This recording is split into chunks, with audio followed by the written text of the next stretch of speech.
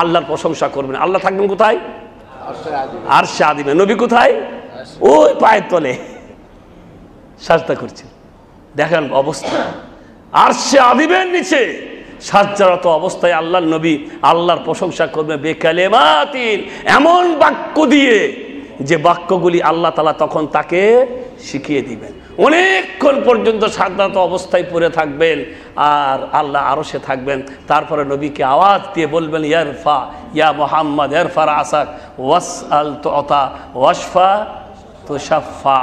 আল্লাহর নবীকে বলা হয় মাথা তোলো আর চাও তোমাকে দেওয়া হবে, সুপারিশ করো তোমার সুপারিশ কবুল করা হবে।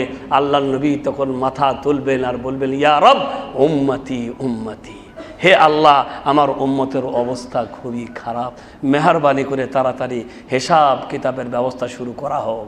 এটা হচ্ছে শাফাআতে কুবরা। শাফাআতে কুবরা মোট কথা হচ্ছে রাসূল কারীম সাল্লাল্লাহু আলাইহি সাল্লামকে আল্লাহ রাব্বুল আলামিন যথেষ্ট সম্মান দিয়েছেন, এত সম্মান দিয়েছেন। একবার দরুদ পাঠ করি যদি আমরা আল্লাহর কাছ থেকে 10টা রহমত লাভ করি, একবার দরুদ পাঠ করলে। আর কত সম্মান দিতে চাই আমরা? আল্লাহ রাব্বুল আলামিন তাকে যত সম্মান দিয়েছেন তার ঊর্ধ্বে আর তোলা যাবে না, আর তাকে আল্লাহর দেওয়া সম্মান থেকে নিচে নামানোও যাবে না। এটা হচ্ছে মারিফাতুন নবীহি ও মারিফাতু দীনিল ইসলামে বিল আদিল্লাহ। আর 3 নম্বরে ইলম সম্পর্কে জানতে হলে দ্বীনকে জানতে হবে বিল আদিল্লাহ, দলিল সহ। দলিল নেই মানে দ্বীনই নয়, দলিল নেই মানে দ্বীনই নয়। ওটা দ্বীনের প্রত্যেকটি কাজ হবে দলিল ভিত্তিক কাজ। নামাজ পড়লাম, এশার নামাজ কয় রাকাত? 4 রাকাত। কেন? কারণ আল্লাহ নবী 4 রাকাত পড়েছেন। 5 রাকাত কেন বললাম না? 5 রাকাতের দলিল নেই।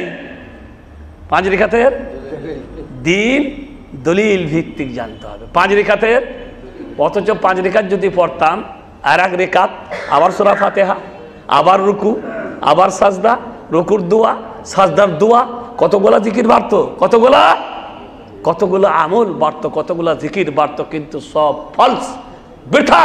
পুরো নামাজটাই বাতিল হয়ে যেত। কারণ এমন নির্দেশ শরীয়তে নেই যে আমরা কোনো কিছু কম বেশি করতে পারবো।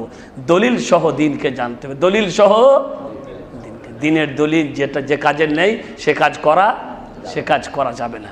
এর নাম হচ্ছে আল ইলম, এর নাম হচ্ছে আর ইলম। এই ইলমের মান আল্লাহ অনেক দিয়েছেন, যা হাদিসের কিতাবে আছে, ছাত্রর এখানে আছে বলে শুধু একটা হাদিস আমি বলবো যেখানে ইলমের মানের কথা বলেছেন রাসূল কারীম সাল্লাল্লাহু আলাইহি ওয়াসাল্লাম।